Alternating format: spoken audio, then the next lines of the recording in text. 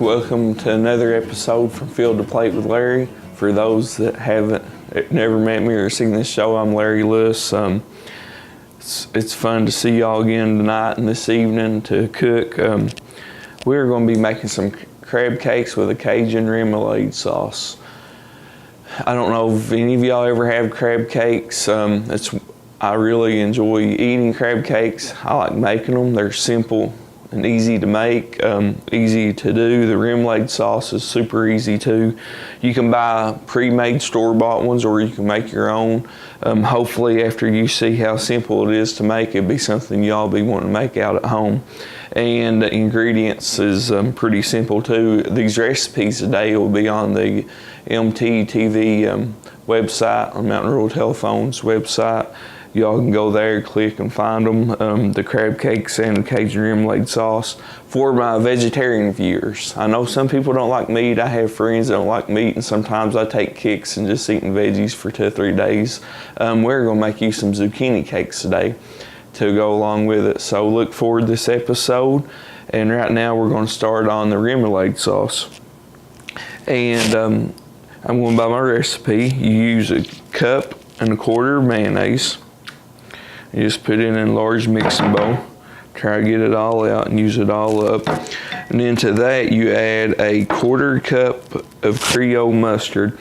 One thing I use, this is a kind of like Creole horseradish mustard mix, pre-mixed, because this recipe actually calls out for 2 teaspoons of prepared horseradish too. So I use this and it kind of takes care of both. It's really good. It's sort of like in between a Dijon and spicy mustard, sort of what it tastes like. So you actually, it's about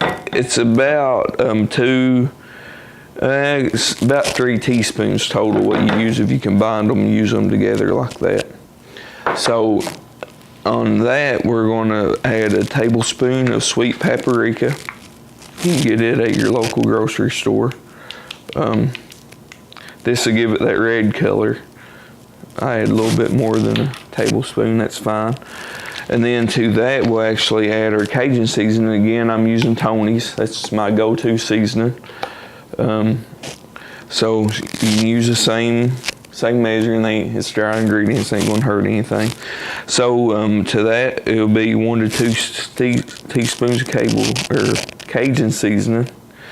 Depends on how spicy you like it. Let's go 1.5 tablespoons for those that don't like it too spicy. You can always spice it up with a little more hot sauce on your plate or whatever you like if that's your thing. Pickle juice.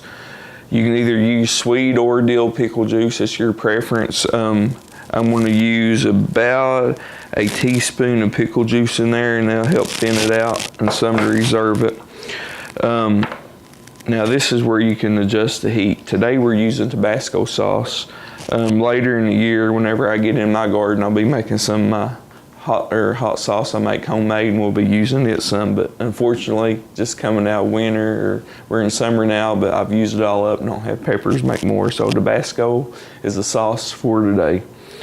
So the recipe calls for 1 teaspoon, and we'll leave it at 1 teaspoon. Like I said, whenever you get it done, you want more heat, just add a little more Cajun seasoning or put some hot sauce on the table and people can actually add that to it. And we actually, next thing and last thing is a clove of garlic. I'm gonna put a little more in it because I like the garlic flavor to it. So I'll probably use about 1.5 cloves of minced garlic. And then when you get all the ingredients in there, And this is actually just going to be a dipping sauce or topping for our crab cakes and zucchini cakes. You don't have to have this with it, and it don't take much to go on it because it's kindly spicy and it's got heavy flavor. And so of course it don't take a whole lot to, a little go a long ways what I'm trying to spit out there today. If you can see, it mixes together very well. And you just want to whisk it together good, make sure you get all the ingredients.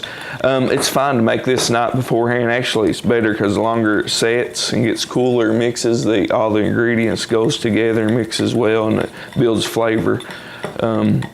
So to that, I'm going to whisk it together really well. When we come back, I'll put this in the refrigerator. Like I said, it's best to let it set overnight or for a few hours, so it'll actually get cool and concentrated. When I come back, we'll be actually putting the crab cakes and zucchini cakes together and show y'all how we make those. Welcome back. Now we're going to assemble the crab cakes. Crab cakes are good, easy to make. You might say, well, how can we make authentic crab cakes? Well, you ain't gonna get the kind at the beach because obviously it's hard to go out and catch fresh crabs and break the crab meat open. But thank God to a safe handling process that we have throughout the United States, you can buy large, premium grade lump crab meat. And that's what we have. Actually, this recipe calls out for 8 ounces.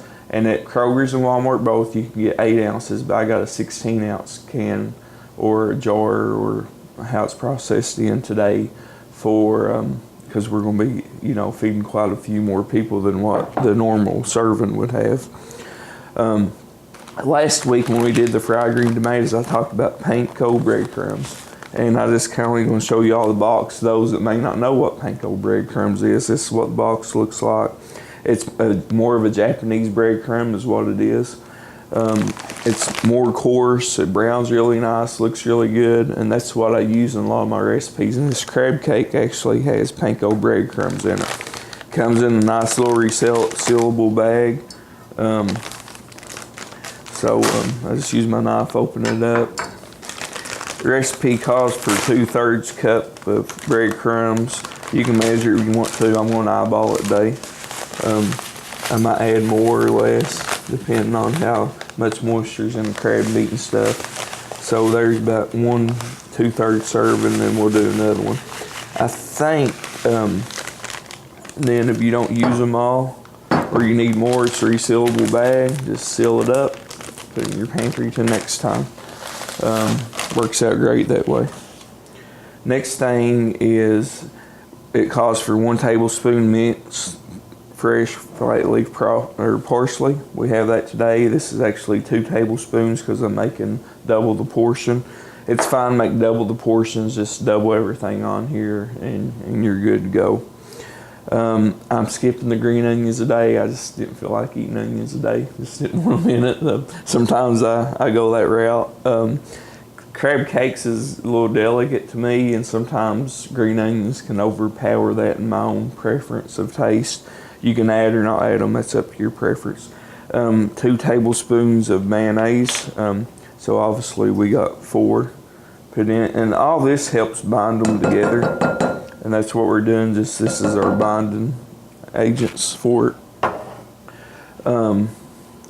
We have our, next will be 1 teaspoon of lime juice. I use fresh lime juice. We'll be using this lemon later. So I'm actually just going to cut half of it in 2 like that. And I'm going to just freshly squeeze it in there. You can buy pre-made lemon or lime juice, whichever. This calls for lemon juice. I may have said lime, but it is lemon juice. You can buy already pre-squeezed. That's fine. It ain't no big deal. Let me get me a hand towel. Next thing is our teaspoon Dijon mustard. I'm going to actually use the same Creole mustard, or it's actually kicked up horseradish. It's like a mixture of horseradish and Creole mustard. You can buy it. So we're actually going to put 2 teaspoons in it.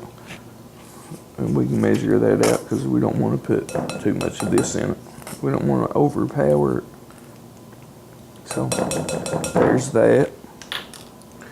And then my favorite seafood season actually is Old Bay seasoning. You can pick it up at about any grocery store has it. Just pick it up and you can use this. You can use other brands. They make a couple different other brand seasoning. Kroger makes their own brand, I think, and there are 2 or 3 others. Adaran's makes one, but I like Old Bay. Check Old Bay out because they make like a blackened seasoning you can put on fish and fry, and they make 2 or 3 other different flavors. It's really good, and I've tried them, and I think you'd like them. So this is half a teaspoon. I go a little heavy on Old Bay because I like its flavor. So we're going to do about half of a tablespoon for 2 servings, maybe a little more. We'll kick it up a little bit. And then onto that, you got your Worcestershire sauce. And I guarantee I didn't take the top off of it, and I didn't. This is a new bottle. So just pop the top. And then it says half a teaspoon. We'll eyeball it. So that's plenty on that. And then after that, we put about 1/8 of a spoon kosher salt.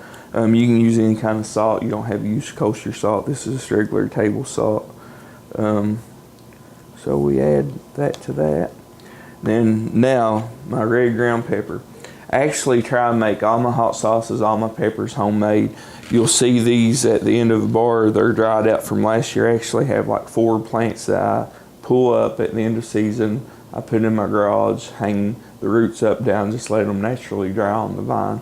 And then I have a little coffee grinder that I use to grind all my herbs in and peppers. And I made this homemade last year. It's just red pepper from our cayenne peppers. You can buy it super cheap, but I like making homemade stuff. And it's 1/8 of a teaspoon, so we'll just put a little dash of that in there. We don't want them too spicy. So there's the 1/8 of that. Then 1 large egg, lightly beaten. So I got 2 country eggs. You can use store-bought eggs. I prefer country eggs. I like the flavor of them better. So we'll put 2 of them in there. And then what we want to do at this point is stir all these ingredients together first. And you might want to know, well, why do you do that first? The reason why we do this first is because if you put all that expensive lump crab meat in there and you beat it along with this, you're not going to taste the crab. It's going to be in little tiny pieces, and you want to try to leave it lumped together as much as you can. So after you get the breading mixed together and the binder, you want to mix it together really well. Then you add the lump crab meat, and you just lightly just mix it together till it's combined, and you'll have real nice crab cakes. And you'll have plenty of meat where you can actually taste the meat and not just little tiny shreds throughout breading. So we need to combine this a little more. I can still see some mayonnaise and stuff in there. It needs to. And I like to taste the crab. I know some places makes really good crab cakes and some places make really sorry crab cakes. The really sorry crab cakes has very little meat or salmon patties, either or, and it's all bread. I'm eating a crab cake. If I want a bread cake, I'll say, hey, can you bring some cornbread out here? I want to eat it. So we're going to be generous with the crab on these.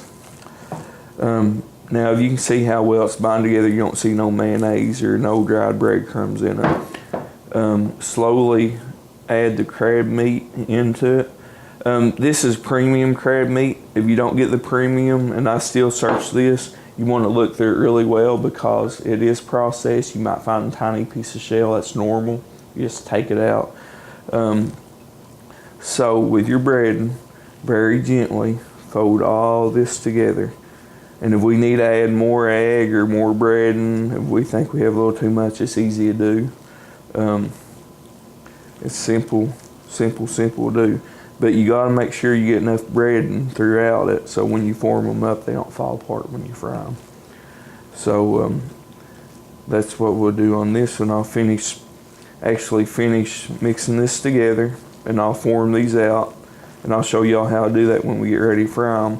When we come back, we're going to assemble a few zucchini cakes, and I'm not going to make as many as them, but I would I was wanting to give my vegetarian viewers and friends out there an alternative. If your friends are eating crab cakes, you're making them, you can make them some zucchini cakes, use the same sauce, everybody's happy. Now we're going to assemble a few zucchini cakes. I used the remaining of my breadcrumbs, probably about 1.5 cups what was left. I eyeball this recipe a lot. I made it so often. We will have this recipe on there too, but I do make this a few times throughout the year. I like it, my kids like it, so we make them during garden season. From field to plate, we haven't talked much about that other than Pepper's Day. This is some zucchini that come from my garden.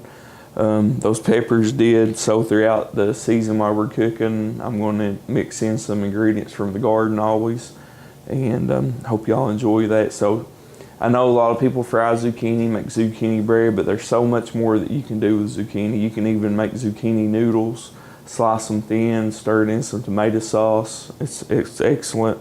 Other than frying them. So try to explore what you can do in your garden other than the normal just frying up zucchini, which is great. I love fried zucchini, but there's so much more you can do to vegetables and produce if you look around and find. So today one of those options is making zucchini cakes.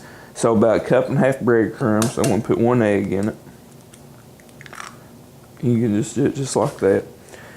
And on my zucchini, I don't peel it.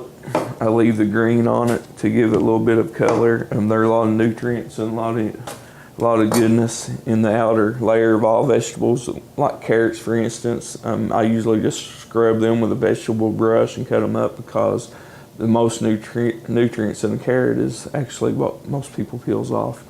I grate it coarsely. If you can see my little grater here, cheap. I may even got this one at dollar store, Walmart. Few bucks. Old-fashioned grater. You got different sizes you can do it. I use the coarse side because I actually want it to be like the crab meat. I want to look at the zucchini and see the zucchini. So actually just grate it, and like I said, I use every bit of it. These was washed. I pre-washed everything. Zucchini has a lot of water in it. And I'll show you a trick to get rid of the water in a minute. You don't want that much water in something that you're frying because it can make it fall apart. And there's an easy way to get all that out. Watch when you get down close, you don't want to grade your knuckle or something in it. This will be plenty of zucchini to add to it. This has a little trap door in it, so I told you I was going to show you a trick to it. Just take you a regular paper napkin, or not napkin, but a hand towel, kitchen hand towel. Slide this up a little bit. Drop your trap door, let it all in on there so you don't make a mess. Set this to the side. Get your remaining in here. And after you do that, I just take my towel like this. You can use cheesecloth if you wanted to, but you don't have to go out and buy cheesecloth. This is fine. And you just start squeezing the water out of it. See how much water comes out of zucchini? And sometimes it's more than that. So you want to try to get as much of that out as you can because they'll fry better. And it'll make them stay together better. So anyhow, and if you're all into the vegan thing, I guess you could have zucchini juice, but I'll pass on that. I've never tasted it, and I don't think I want to. Well, maybe I will in a minute. We'll experiment together today. Add that in it. This reason why I mix all this together now, because it's not like crab meat. It's not going to fall apart. And the moisture in the zucchini, what's left in it with the egg, the horseradish, and everything I put in it, it'll still bind together, and you don't really have to worry about it breaking apart because it just won't. It's crab meat's delicate. I still put my lemon juice in it. You can use the exact same recipe, just the same amount of zucchini as you would crab, and just use the same recipe if you want to. I put my Cajun seasoning in it. I still put my Old Bay seasoning in it. I know I'm not measuring this out because I'm used to making these, so I feel comfortable with what I'm doing. If I don't put parsley in it because I think with the outer shell of the zucchini and the peeling, you have enough of that green in it, enough of that taste. So I think parsley sometimes overdoes it with it. And add a little bit of sauce to it, Worcestershire sauce. And then you can add a little red pepper to it. If your guests don't like red pepper, don't add it to it. But it still have plenty of flavor with the Old Bay and everything else. So actually you just do the same thing, you just mix it together. It all binds together. And if you want to add more zucchini, you can. Usually 1.5 cups of breadcrumbs makes a pretty nice zucchini cake. And you still have plenty of flavor. So you'll mix this together, and when we come back in a little bit, we'll have these formed up, and we'll have the crab cakes formed up. And I'll actually leave a couple so you know how I do them. And we'll get fried. Welcome back. Now we're going to fry our crab cakes and zucchini cakes. You can follow the recipe. Actually has them making in a little ball and then patty them out when you're ready. I go ahead and patty mine out like you would a sausage patty or anything else, 1/2 inch thick to 3 inches, 2.5 inches around. We're going to start with the zucchini cakes, and I turn, first of all, skillet, medium heat. Where you can fry it and put about 2 tablespoons of olive oil, 3 in it. You're just coating the bottom. You don't want it saturated in oil. And then drop your zucchini cakes in there. You can barely hear it start frying and sizzling, that's fine. We'll fry these first because no one wants cold crab cakes, right? That's why my vegetarian friends, sorry, but yours going to be a little cooler than the cold crab cakes, but we did include a vegetarian meal. These are really good zucchini cakes are, and you can adjust the amount of zucchini that you want in them. You don't want to move your crab cakes around a lot or your zucchini cakes. You actually just let them fry about 3 or 4 minutes on each side, flip them 3 or 4 minutes. They'll be a nice little crust, golden brown on each side, and they're done. It don't take long to fry either one of them. If you over fry them, they're just going to dry out and burn up. So whenever we come back from break, we'll flip the zucchini cakes, show you what they look like, and then we'll start frying the crab cakes. Welcome back. We're going to plate these crab cakes up. As you can see, they're done. You just want a nice brown crust on each side of them. It takes 4 or 5 minutes per side to fry them. Just a basic little white serving dish here, our remoulade sauce. It's a little tangy sauce. A little bit goes a long ways. So remember that in serving it, you just don't want a big spoonful of it because little goes a long ways. Plate these up. I just, if you see they held together really well, I just put them on here. Space them out on my serving tray.